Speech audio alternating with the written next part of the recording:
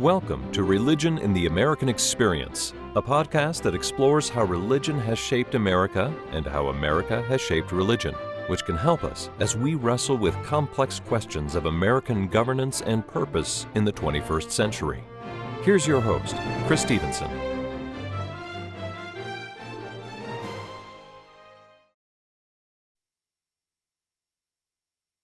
Just last week, the book Chosen Land: How Christianity Made America and Americans Remade Christianity was released. The subtitle reveals the contents, which taken together feel profound, even epic. What I want to know is how understanding the contents of the book will equip all of us to be more effective at perpetuating our constitutional democracy, including this idea that religion is crucial in that work. Luckily, today we have the author Matt Sutton join us to help figure this out. Hi, Matt. Thanks. Thanks, Chris. Appreciate it. By the way, Dr. Matt Sutton is the Berry Family Distinguished Professor in the Liberal Arts at Washington State University and has written a bunch of books besides this one about various aspects of religion and U.S. history, including Double Crossed, The Missionaries Who Spied for the United States During the Second World War, and we did a podcast about that one a little while ago, and Faith in the New Millennium, The Future of Religion and American Politics. Matt, you are also asked often to talk on news shows about these topics. All of this to say you are a trusted historical voice. Is that right? I hope so. I try to be. Yeah. No, I appreciate that. I know you do. Matt, first, let me ask you this. Why did you decide to study American religious history in the first place and write books about it? That's a good question. So I grew up in Southern California in a pretty stereotypical middle-class suburban home. But my parents were very active in church. I went to Christian schools for much of my life and was really just interested in the role of religion and the role of Christianity in shaping the American past. And when I got to college, I actually fell in love with history. I intended to be a biblical studies major, but it was 1993. Bill Clinton had just been elected, and I became extraordinarily curious about what history could tell us about religion. And so that really kind of set me on a new path and drove what has now become a 30-year career of trying to make sense of the American religious experience. What do your parents think about what you've done? They're amazing boosters. They're super supportive of all of my work and everything that I do. Yeah, I imagine if they're religious, they'd probably find a lot of this stuff super interesting. They do. Yeah. And like everybody in this moment in American history, they're wrestling with the ways that religion is being deployed in popular culture and in the culture wars. And so, I think part of why I'm trying to make sense of this stuff is to also just make sense of my own upbringing and Yeah. kind of things that shaped me, shaped my life. Yeah, where were you? Where did you grow up in Southern California? In the Valley, in Van Nuys, just in the LA suburbs. Okay. All right. So now, why did you write Chosen Land? I mean, it sounds like this book encapsulates what you just said, but is everything building up to this book or why this book? Yeah, I didn't realize when I started to write it that everything had been building up to it, but now that it's done in retrospect, that certainly does seem to be the case. So I've been interested in, a handful of issues, as you pointed out in the intro, but what none of my books really have tackled is the kind of mega question of why is it that the United States is so distinctive compared to our peer nations, compared to the UK or Canada or much of Western Europe. And part of what I realized that makes the US so distinctive is that we have such high religious adherence and such a high number of people who identify as Christians. And then I wanted to trace, where did that come from? Like, how did we get to that point? How is it that when anybody is running for president, they have to articulate their relationship to a religious faith, and they have to be able to explain what they're going to do for churches, for religious people, for religious communities. And that's very distinctively American. And so I wanted to see where this came from and how it developed. Okay. Well, maybe your book can help all of us right now. So, another question, sort of a broad question: who needs to read this book? Everybody, let's make it a Right. bestseller. Okay. Yeah, no, I've always written with two audiences, multiple audiences in mind. So part of it is, I think, for American Christians, I think they'll find it illuminating to think about their own past and their own history and things that seem extraordinarily important today when you think about kind of a 200-year or 300-year, 500-year trajectory. Maybe they aren't that important, and it kind of will help people refocus what really matters today. And then the other audience for me has always been secular readers who are not religious, who just don't understand what's going on. And early on in my career, one of my editors explained my work that way. She said, what we really need you to do as somebody who's got a foot in the religious world and a foot outside the religious world is to help translate it, how to get these communities talking to each other. And so the other thing I try to do in this book is try to make sense for people who just are completely floored by the role that religion is playing in modern American politics, and help them see that there's a deeper history behind this, that this isn't something that just started in 1980 with Jerry Falwell and Ronald Reagan, but is something that has a long and rich history, good, bad, or otherwise. Okay, well, I think you do a good job trying to get those two groups to communicate. Um, so a little bit into your book, I haven't got it yet, so I haven't read it, but I want you maybe to talk about, I'm sure from your book, but talk about a well-known movement or event in American history that you discovered, perhaps most surprisingly, had significant religious influences. Sure. So, I mean, the book's over 600 pages, so there's a whole lot of things I'm doing in that. But I open the book with Abraham Lincoln's congressional campaign in 1846 when he was running against Peter Cartwright, who was a Methodist revivalist. He was a full-time minister who decided he wanted to run for Congress. And the reason I open the book with this is because I think it's so telling in a couple of ways. One is that, religion has always played a very important role in our politics and in our culture and in our public life. And so that's, one of the reasons. The other one is that somebody as revered as Abraham Lincoln, but who we also think of as a more secular politician, somebody who was pretty unorthodox in terms of his own views, who didn't go to church, who, didn't really believe a lot of kind of core theological ideas about Christianity, that nevertheless, in the midst of that campaign, he had to really sublimate his own ideas, that he had to essentially pretend to be more orthodox than he was for the sake of getting elected. And so my point in telling that story is that even those folks who are more secular, who are more skeptical, are forced in this very unique American context to conform to Protestant norms of what it means to be a good Christian. And in the last chapter of the book, I open with Barack Obama in the tumult that came around Jeremiah Wright, his minister, when Jeremiah Wright's old sermons had been recovered, where Jeremiah Wright says, "God damn America," in the context of 9/11 and the way Americans had treated, the way white Americans had treated Black Americans for centuries. And for me, these were good bookends for the story because Barack Obama essentially had to do the same thing as Abraham Lincoln.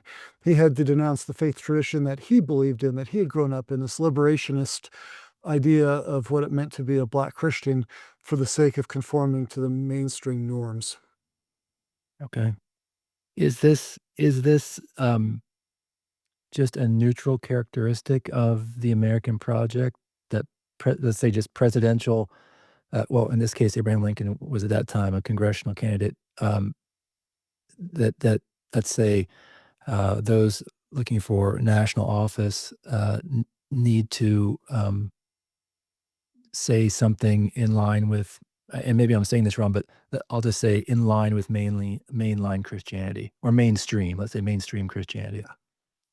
Yeah, so what I argue in the book is that the First Amendment was crafted out of pragmatism, not out of any kind of high ideology.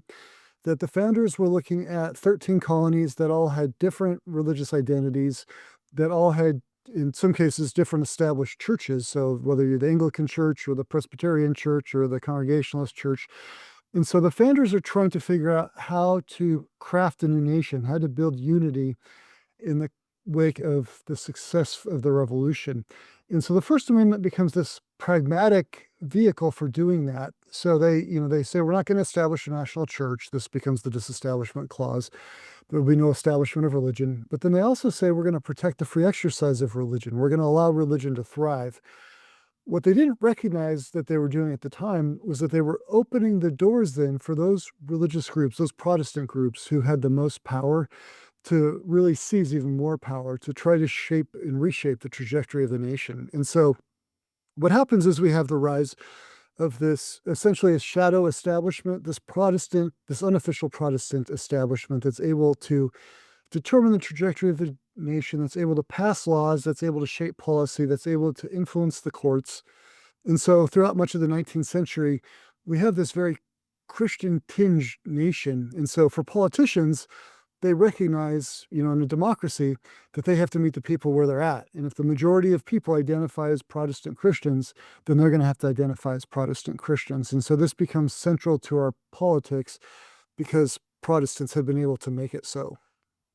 Okay. All right. So now, what about a famous, let's say, exceptionally influential American that was seriously animated by his or her religion, but nobody really knows about it? Do you have a story here for us? Yeah, there's a bunch. Trying to think of who would be a good one to focus on. I did my first book on Amy Semple McPherson, who I think still doesn't get enough time. She She is doesn't. she was a woman preacher in the 20s and 30s, but in terms of her theology, very much a fundamentalist. And so it's this kind of oxymoron of here's a woman pioneer who's a progressive on issues of gender, but who also is very much committed to theological orthodoxy. And she was a pioneer in mass media. One of the things I show in the book is that if you don't have an established church, you're really competing for adherence, that you really have to compel people to want to come visit your churches or your Bible studies. And so one of the ways you do that is by being really innovative in terms of technology and mass communications. And so Amy Semple McPherson really reinforces that point. She was a pioneer in using radio and also in using mass media, mainstream journalism to draw people to her ministry. And so she presents an opportunity to explore a lot of these major themes that are ubiquitous in American religious history. Okay. Um, Before we leave that question, anybody else that you want to mention that might be of interest to the listeners? Someone who's really quite that they will have heard of, but didn't really know that they were animated by their religion. Well, yeah, and I think people will know that this person's animated, but Junipero Serra, who set up the missions in California, who's of course extraordinarily controversial because of the way he and his colleagues treated indigenous communities.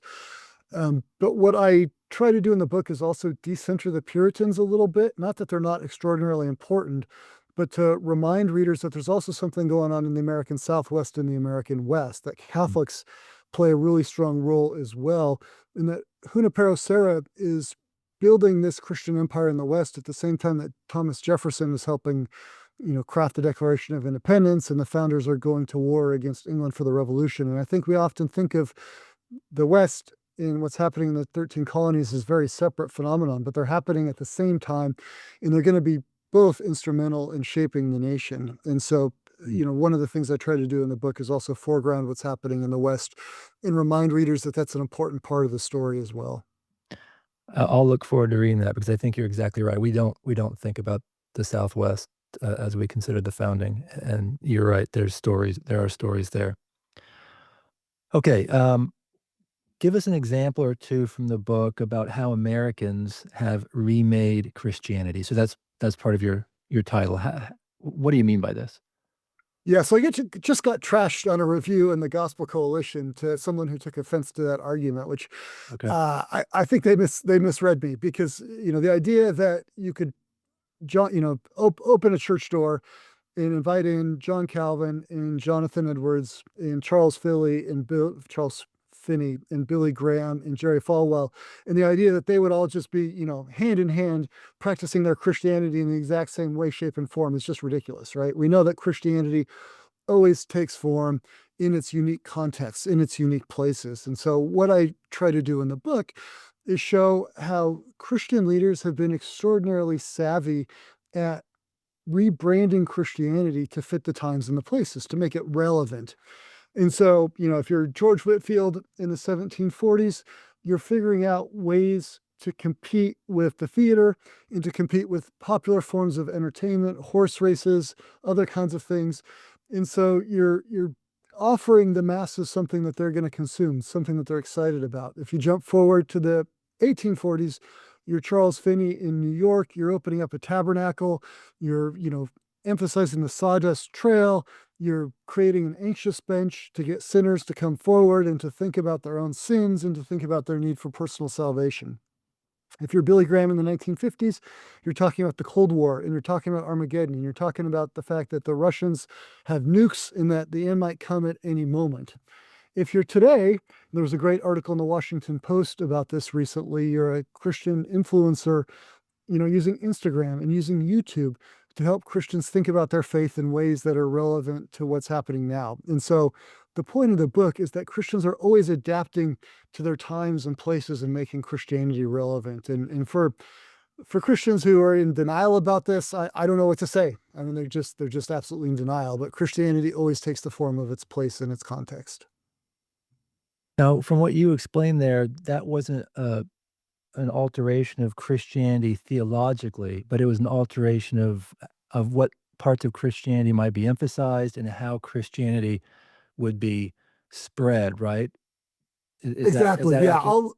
I'll leave it to the theologians to fight about what is the authentic or true or orthodox Christianity, but even that changes over time. But in the book, as a historian, I'm just trying to demonstrate how it is repackaged for every generation and how Right. these entrepreneurial Christian leaders are able to build this incredible, diverse, powerful sense of Christianity. And I guess the other thing I should say about the book is that it's not one Christianity. That in the book I focus on 4 different strands, and there are of course many more, but for simplicity's sake, I narrow it down to 4 groups, which are the conservatives who are just trying to focus on creeds in the church community and try to hold some sense of tradition in connection to the past. There are the liberals, who are the folks who are the ones who are trying to integrate the latest scientific thinking, the latest intellectual thinking into their faith. There are the revivalists who focus on individuals and focus on the need for conversion and the idea that everybody needs to have a personal relationship with Jesus Christ. And then there are the liberationists.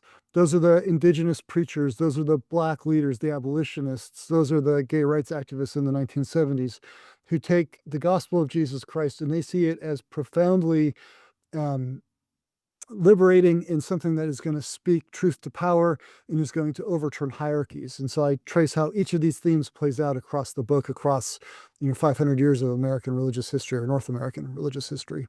Okay. And I guess I think it's smart to leave the theological to the religious scholars, but we could say perhaps, and I don't know if this is treated in the book, that there have been several churches that have sprung up in America. And so in that case, in that sense, you could say that America has changed Christianity because it has allowed the introduction of totally new uh, organizations, right? Christian organizations that have different doctrines. So, but that's not what you really look at in your book. But Well, no, and actually I do, because part of the point is that it's this unofficial Protestant establishment that gets to decide who's Orthodox and who's unorthodox, who's in or who's out. So, they'll tolerate, you know, different versions of, Baptists or Presbyterians or Methodists. They'll somewhat tolerate Pentecostals, but if you're a Latter-day Saint or a Jehovah's Witness or a Shaker, then you're on the outs. And, then there are groups like Seventh-day Adventists who are kind of in this liminal space. Sometimes they're included, sometimes they're excluded. And so I do trace throughout the book how the First Amendment creates these doors for new sects of Christianity to grow, and some will be eventually incorporated into the mainstream like Pentecostals, while others will always run parallel like the Latter-day Saints or the Seventh-day Adventists. okay, all right, fair enough. What do you hope, Matt, that readers do with the stuff they learn when they finish your book? Contribute to the National Museum of American Religion that they'll recognize. I did not pay you to say that, but I think that's a good idea. Yeah. No, I think my point is to help American readers or readers just appreciate how the world came to be in its current form, that is divided as we are, that it's important to see where we got there. And if we're going to think about a path forward, I think we need to know why we are the way we are today. And so the idea is that, and I end the book by talking about, the First Amendment. The great thing about it is that it gives us the authority, it gives us the power. It takes it away from kings or bishops or even priests, and allows us to decide what role religion should play in our lives and also in our broader society and the general public. And so, what I'm hoping is the book will help us think more reflectively about what role we want to play as religion goes forward, as we're crafting new laws and, kind of thinking about the trajectory of our nation and its role in the rest of the world. Okay. Do you think there'll be interest by international readers?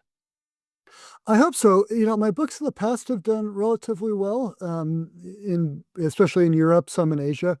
And I think it's for readers who are completely confused by what this powerful role religion plays in our culture. I think they'll be really interested to see this. And certainly it's sounding like we're going to get some review attention, particularly in the UK. And I've also got a call yesterday from a Danish reporter, so I suspect it will get some attention abroad. Okay, that's good. Okay, how do you think non-Christian Americans, and there are many types, will react to the book? What do you hope they take away? Yeah, so I hope that they'll just appreciate and understand, um, how difficult it has been through much of U.S. history to be a non-believer. That, for much of our history, you could not identify as an atheist or an agnostic and hope to have any kind of role in American public life. That has changed, as we know. The polling data, all the survey data demonstrates that there are a lot more folks who identify today as nones, the NONES. And so we're in a moment where it is easier to separate church from state, and when there is more freedom and more autonomy for those who don't believe.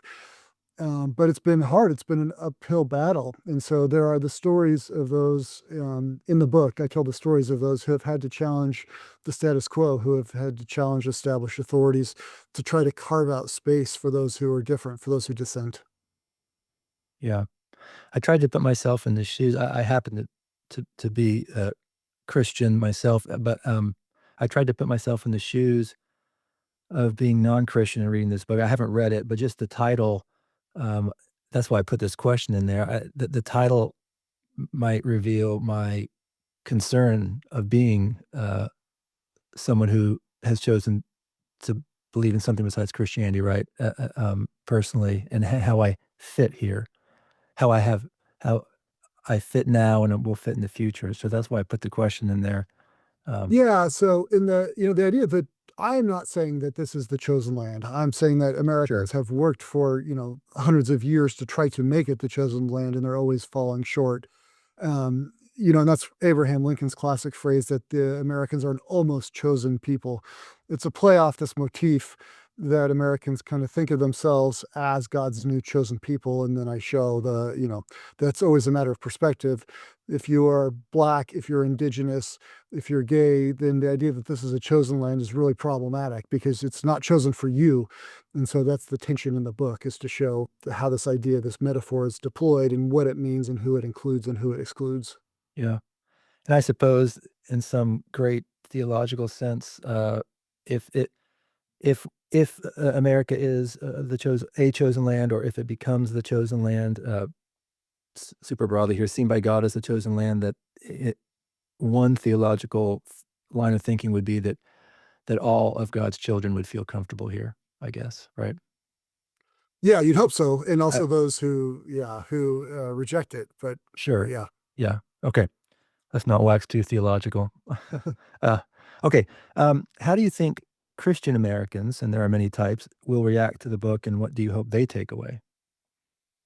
Yeah, it's been interesting since the book's been out for exactly a week now. I'm beginning to get a sense of this, and it's always wild to put a book out and see the very different ways people read it. And um, so it will depend on their perspective. So there was an article in the Atlantic by a professor at Princeton Theological Seminary, Heath Carter, who thought that it would be useful in putting to rest the debate over Christian nationalism, this thing that's been so controversial recently, because it demonstrates that there are all kinds of Christian nationalisms in American history, and that maybe the term is just worthless, which I think is maybe true. I've seen some reactions that don't like, as I mentioned, the idea that that I show that Christianity actually is a product of its time and place and that it changes over time. So there would be some who criticize that. And then I think there are others who will really appreciate that their history is taken seriously and that it is grounded in this deep, rich, vibrant tradition that has good and bad, the things to really recommend it, but also places where Christians have screwed up and where there's probably a need for some repentance and some soul searching. Okay. I guess it'll be interesting to continue to see how the book is received and what you hear. Last question I ask everybody on this podcast is, as we conclude, Matt, do you want to share any lessons or takeaways from the topic your book covers, either in terms of important historical transformations you have noticed, or in terms of helping us better understand our particular moment right now in the American narrative? So for me, the book ends on I don't know if like the future is not clear. We're at this point where the number of Christian adherents in the United States has been declining for the last couple of decades. President Trump has made Christianity so utilitarian in ways that are so overtly inauthentic that I think nobody doubts that he's using Christianity for his own political purposes. And so we're really at this period where it may be that this is the last hurrah, that the folks who want to Christianize the United States are rapidly losing power, that younger people are moving away from the church in record numbers. And so it could be that the book is coming at this moment that kind of explains this narrative arc in the decline. And we've now hit a point where, going forward, we really are going to look more like Canada and more like Western Europe, in that, the idea that America is a chosen land has really run its course, that this is it.